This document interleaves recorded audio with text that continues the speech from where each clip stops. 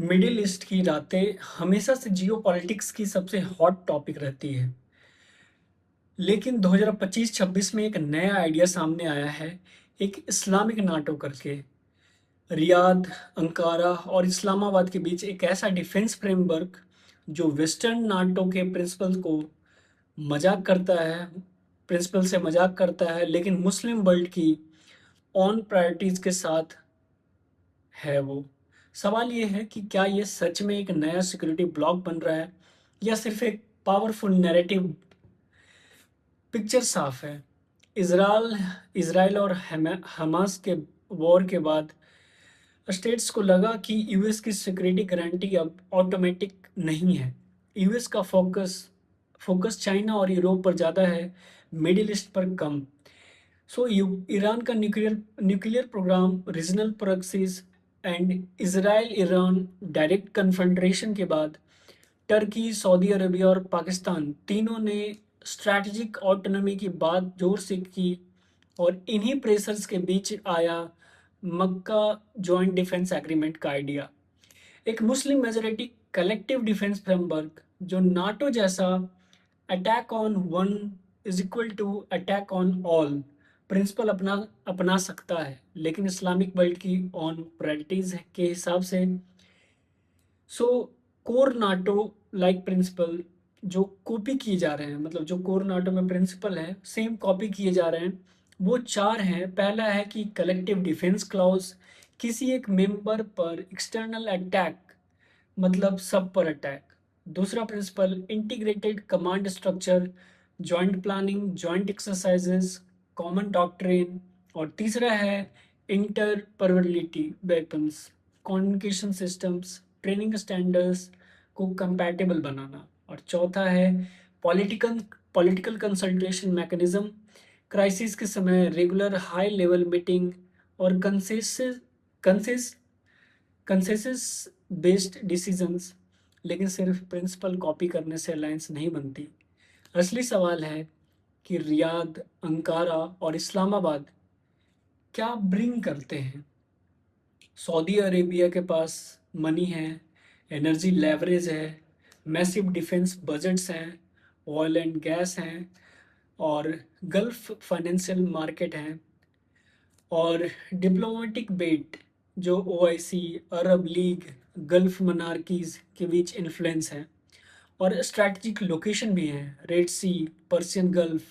Turkey bring करता है NATO member status और लार्ज कन्वेंशनल मिलिट्री, जिसमें कि tanks, drones, naval assets, air defence और indigenous defence industry, Bayraktar drones, missiles, naval ships. और geography उनका तगड़ा है, Black Sea, Eastern Mediterranean, Middle East, Caucasus, सबके सबके बीच ब्रिज। पाकिस्तान ब्रिंग करता है nuclear deterrence, strategic weapons, ballistic missiles, experience nuclear command, large standing army, battle hardened, counter insurgency experience, जो कि geostrategic position, Arabian Sea, Gwadar, Central Asia gateway, Indian border. Together ये तीनों money, industry, nukes plus geography का एक unusual mix offer करते हैं। लेकिन यहीं से कॉम्प्लिकेशन शुरू होती है। डाइवर्जेंट थ्रेट परसेप्शंस, ईरान के मामले में सऊदी अरेबिया ईरान को प्राइमरी रीजनल राइवलरी मानता है।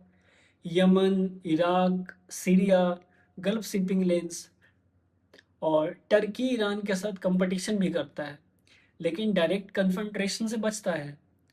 सीरिया, इराक एनर्जी ट्रेड में कम्प्लेक्स टाइज हैं। पाकिस्तान ईरान के साथ बॉर्डर इशू, सेक्रेटेरियन टेंशन, लेकिन साथ में ट्रेड और एनर्जी कॉरिडोर भी चाहता है। एक कॉमन ईरान ईरान डॉक्ट्रिन बनाना मुश्किल है। लेकिन इसराइल के मामले में सऊदी अरेबिया अब इसराइल के साथ डिफैक्टो सिक्योरिटी कोऑर्डिनेशन करता है। ईरान की खतरे के खिलाफ टर्की इसराइल के साथ रिलेशन बहुत वोलेटाइल रखता है। गाजा वॉर के बाद रेटरिक एक्सट्रीमली हॉस्टाइल। पाकिस्तान का इसराइल से no formal ties, strong pro Palestine stance. Israel पर एक कॉमन लाइन ऑलमोस्ट इम्पॉसिबल है।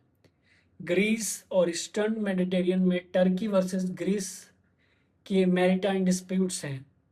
सऊदी अरेबिया और पाकिस्तान ग्रीस के साथ सीधे कॉन्फ्लिक्ट नहीं चाहते। टर्की के मेडिटेरेनियन डिस्प्यूट्स को इस्लामिक नाटो का इशू बनाना बाकी मेंबर के लिए रिस्की है। इकोनॉमिक और पॉलिटिकल कंस्ट्रेंट्स भी बड़ी हैं। सऊदी अरेबिया विजन टू 2030 के तहत इकोनॉमिक डाइवर्सिफिकेशन प्रायोरिटी मानता है, बड़े लॉन्ग टर्म वॉर्स में फंसना नहीं चाहता।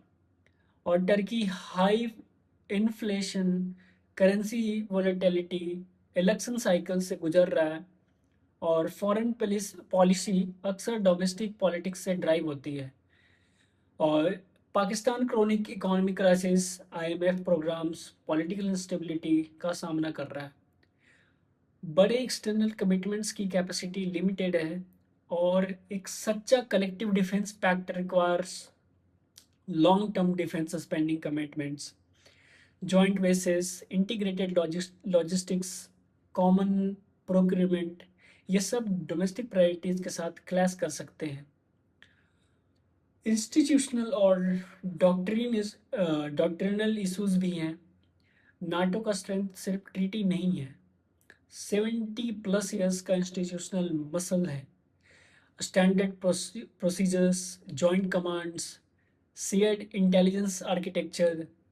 लेकिन इस्लामिक नाटो में common intelligence sharing mechanism weak होंगे, trust deficit, different intel partners जैसे यूएस, चाइना, रसिया, ये सब कमांड स्ट्रक्चर पर सवाल है।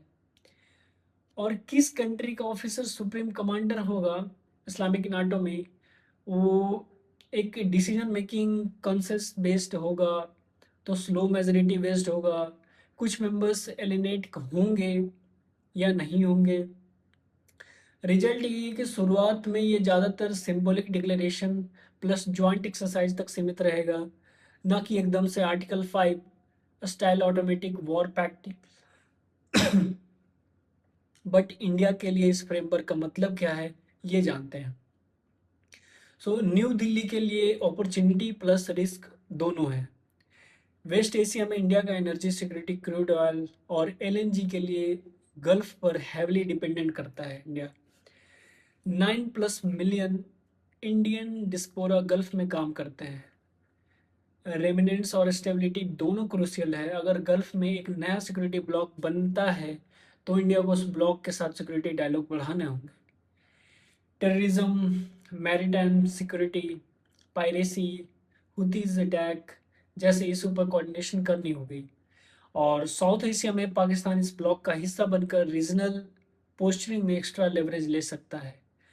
और हम सिर्फ बायलेटरल नहीं, एक ब्रॉडर मुस्लिम सिक्योरिटी आर्किटेक्चर का हिस्सा है। Narrative Kashmir, cross border terrorism जैसे इश्यूज पर डिप्लोमेटिक प्रेशर बढ़ा सकता है, खासकर ओआईसी प्लेटफॉर्म पर। और जानते हैं रिस्क क्या है। पाकिस्तान को इस्लामिक नाटो फ्रेमवर्क में स्ट्रेटजी रेलेवेंस मिलती है, भले ही उसकी इकोनॉमी वीक हो। ये इंडिया के लिए नैरेटिव वॉर में कॉम्प्लिकेशन बना सकता है। गल्फ में जो ब्लॉक पॉलिटिक्स और अगर ग्रेजुअली एंटी इंडिया या प्रो पाकिस्तान टिल्ट दिखता है तो इंडिया की एनर्जी और डायस्पोरा सिक्योरिटी पर इनडायरेक्ट प्रेशर पड़ सकता है। और मल्टीपोलर प्रेशर इंडिया पहले से यूएस, रसिया, ईयू, गल्फ और एएसईएन के बीच बैलेंस कर रहा है। और जब एक नया मुस्लिम सिक्योरिटी ब्लॉक ऐड होने से अलाइनमेंट चॉइसेस और भी कम्प्लेक्स हो सकते हैं, तो खासकर अगर वो चाइना के करीब जाए। और अपॉर्चुनिटीज़ भी हैं। गल्फ कंट्रीज इंडिया को रिलायबल पार्टनर मानते हैं। No regime change agenda, stable demand for energy, big market. India इस ब्लॉक के साथ maritime security, counter terrorism, defence tech corporation बढ़ा सकता है।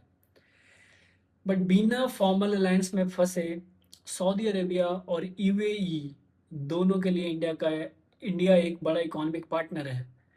वो पाकिस्तान के इशारे पे इंडिया के खिलाफ हार्ड लाइन नहीं अपनाएंगे। क्योंकि इंडिया पहले से ही पार्टनर रहा है। और ग्लोबल जियोपॉलिटिक्स इम्पैक्ट क्या है, इसके बारे में जानते हैं। यूएस पहले से ही मिडिल ईस्ट से रिलेटिव डिसंगेजमेंट की तरफ है, क्योंकि फोकस चाइना और रसिया पर है।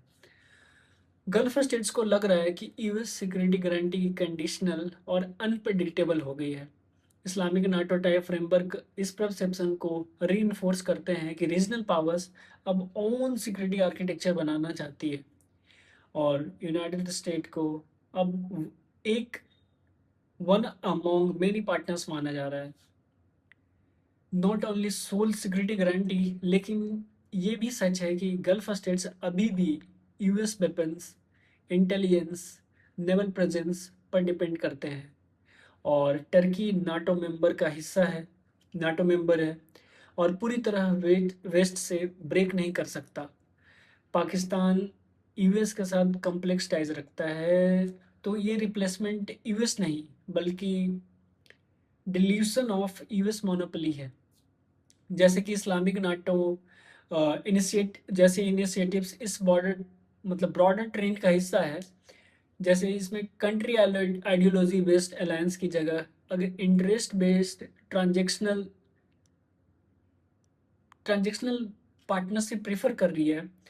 एक कंट्री एक ही टाइम पर यूएस के साथ सिक्योरिटी टाइज, चाइना के साथ ट्रेड एंड इंफ्रास्ट्रक्चर, रसिया के साथ energy and defence, so regional Muslim block के साथ पॉलिटिकल सॉलिडरिटी सब मेंटेन कर सकती है। और ये मल्टीपोलर वर्ल्ड की सिग्नेचर है।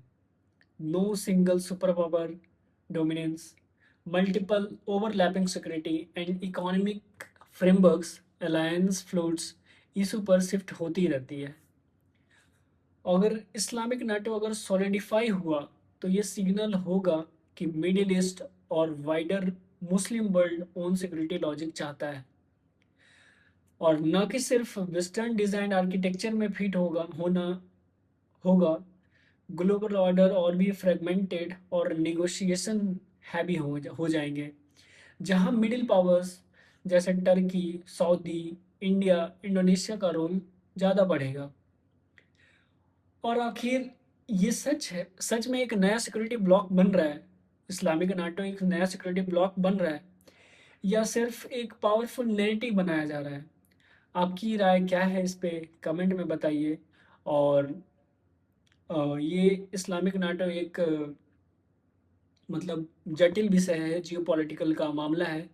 तो अगर कुछ गलती हो गई हो तो आई एम रियली सॉरी। और वीडियो कैसा लगा आप कमेंट करके ज़रूर बताएं, और आपकी क्या राय है इस पे, इंडिया का क्या प्रभाव पड़ेगा, और इंडिया की क्या इसमें बेनिफिट है, और क्या इसमें कॉन्स है, वो आप ज़रूर कमेंट में बताएं। So thank you for watching, bye, take care.